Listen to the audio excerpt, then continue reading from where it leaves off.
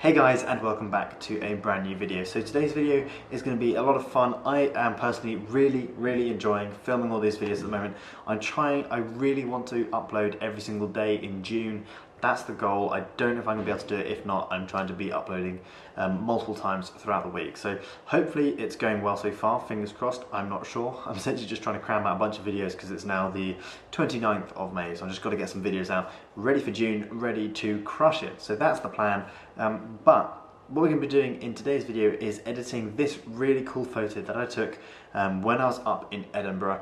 It's essentially a really cool, moody, gritty photo of like the cityscape, right, looking down over the top of some buildings. So really cool photo, and we're going to be editing this in no particular style, just having some fun and editing it. So let's dive straight into the video. But before I do, actually quickly before we dive into the video, do go ahead, check me out on Instagram. It's at Matthew_GKB, and Sebastian, he's at Sebastian_JWB. Should be somewhere on the screen around here right now. Just go ahead and check us out. We'll be doing a lot of lives, you know, Instagram stories, polls, replying to DMs, answering your questions. It's a lot of fun, really good community over there, so I'd love to see you guys over there. Cool, so let's get into the video. So this is the photo we've got here. As I said, really cool, overlooking the city. Yeah, not really much more to say about it. So essentially what I want to do with this photo is just kind of make it a little bit more moody, a little bit more desaturated, dark, and kind of have it come across, yeah, just really moody and gritty. So that's the feel that I'm thinking behind this image. So that's what we're going to be doing. So the first thing is I would like to dive into the basics panel. Actually, before we go any further, guys, if you want to go ahead and get your hands on 500 Lightroom presets, hundreds of Photoshop actions, brushes, overlays, did I mention presets? Oh, and a Lightroom editing course for free. We've thrown that in the bundle. It teaches you everything you need to know about editing in Lightroom, the basics panel, tone curve, really super in-depth. Teaches you why, not just, you know, how to do things, just literally you should learn everything you need to know in that course. The link is down below in the description. I'd love it if you guys checked it out.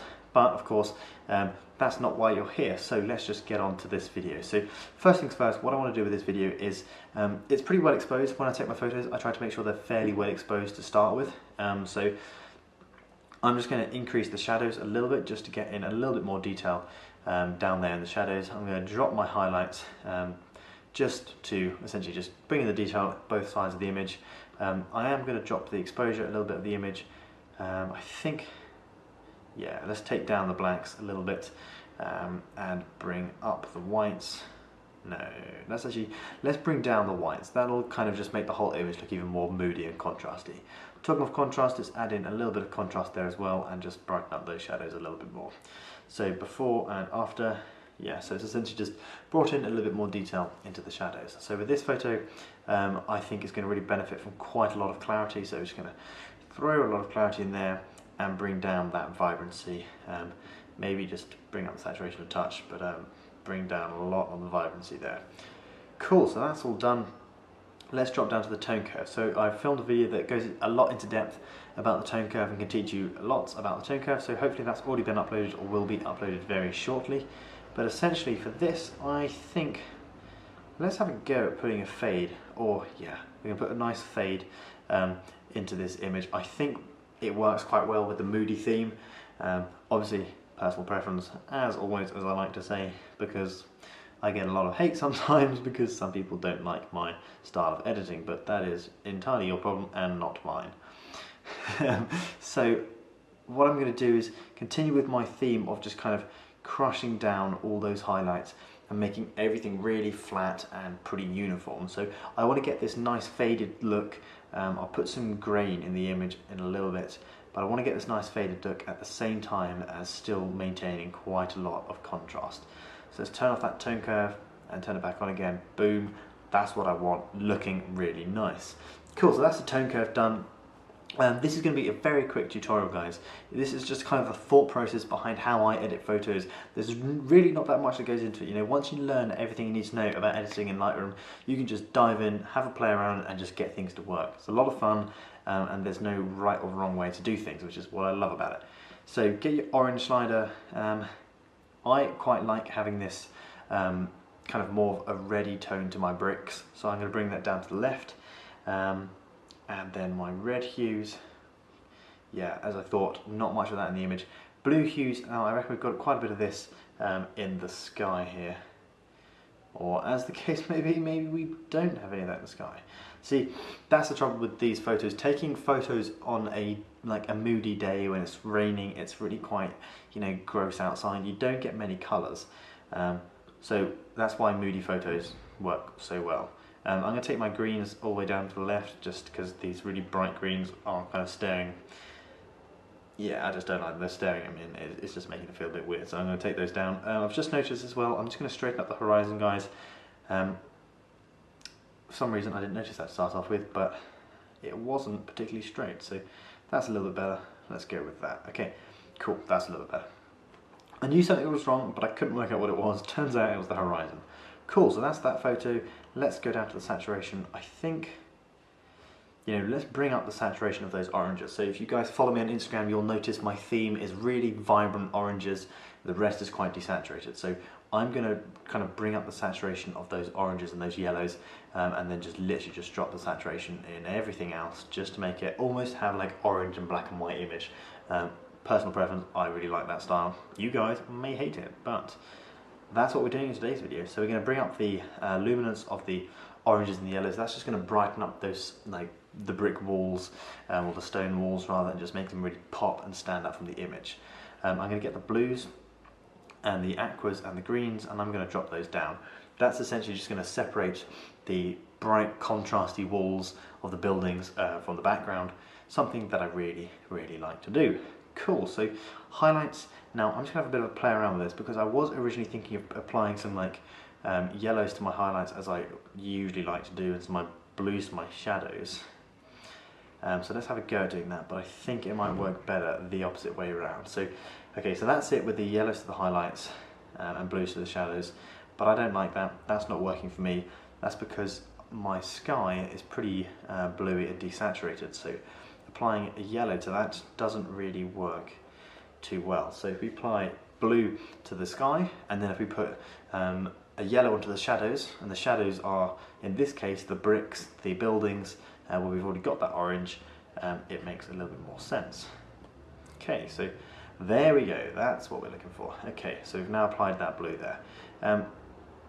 You know, I don't know, actually, in personal, sometimes split toning can really add to an image, sometimes I find it really takes away from the image. So let's try it. I think that's better. It's okay. What I like about this is it's put a little bit of blue to the image and a touch of orange to the shadows, but we don't want to go too far overboard, so maybe just drop that down to 4, double check that's an orange. Yeah, okay, pretty decent. Not as good as I was hoping, but good enough. Add a little bit of sharpening, no noise reduction. We're going to come down to grain, and we're going to put a bit of grain into this image. So let's go there, boom, up to 59. Maybe take the size up a little bit just to make it look really grungy. Perfect, just what I wanted. Okay, so that's really, really, really grainy. You know, if anything, I've actually just decided that's probably a little bit too much, so let's just take that size down a little bit. Cool, so got a nice bit of grain there. Let's take my red primary to the left, see what that does. Okay, so red and green, blue primary is a lot of fun to play with, just to see how it affects your image. Sometimes, especially if I take my green primary down to the left, it will probably take my oranges really, yeah, it makes them really kind of saturated. Good fun to play around with, but in the case of this image, I think we're going to leave those fairly standard. Maybe take my blue primary to the left a bit. Okay, pretty cool, I think. I'm really liking the effect of that image. So let's just do a before and an after. Definitely getting a cool color grade going on here. One final thing I'm going to do is I'm going to get my graduated filter. I released a video about this technique that I'm just about to apply here a few videos ago, about a month ago, which is essentially how to get a really cool dehazed fog, essentially dark cloud fog, to your photos. So what I'm going to do is just bring down my exposure. Let's try bringing my dehaze down to the left as well. Don't know if that's going to help. Okay, let's bring it to the right. That definitely helps. And essentially what that's doing, guys, is it's just making this image look like there's some really dense cloud cover just above the top of the image. Something that can really add to your moody images. Cool, so let's just click done. Boom, put that in full screen. There we go, guys. photo has been edited. Really like that photo. Very quick photo edit, and as you can see, a pretty stunning high contrast result has been achieved. So thank you so much for watching, guys. I really hope you've enjoyed this video. I am having an absolutely great time filming these videos. You know, I'm probably a little bit pumped at the moment, but that is why. So thank you again so much for watching. I hope you've learned a little bit about the behind the scenes of how I edit photos. Not necessarily in any particular state, shape, form, style, or whatever. You know, it's all personal preference. But thank you again so much for watching. I will see you guys in the next video. But before you go anywhere, I would like to ask you guys your opinions on us releasing a bunch of videos on, you know, building a business, building a brand, making sales online, how YouTubers make their money, how I make my money, running Facebook ads, how you can make money, how you can start your own online business, all of that fun stuff. Please let me know what you think down below in the comments, and I'll love to release some videos about that. But until then, guys, I'll see you guys in the next video. Live long and prosper.